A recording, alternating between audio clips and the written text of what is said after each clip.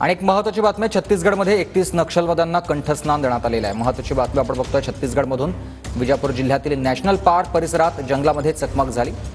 छत्तीसगडमध्ये सुरक्षा दल आणि नक्षलवाद्यांमध्ये ही चकमक झालेली होती आणि या चकमकीत 2 जवान शहीद झालेत तर 2 जवान गंभीर जखमी आहेत।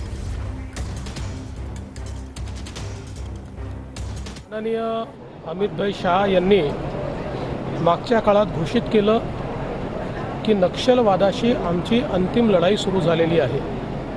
आपल्याला कल्पना आहे की गडचिरोलीमध्ये आपण मोठ्या प्रमाणात नक्षलवादी न्यूट्रलाइज केले आणि त्याचा परिणाम असा आहे की जवळपास त्यांचं मेजर केडर हे सरेंडर झालेलं आहे।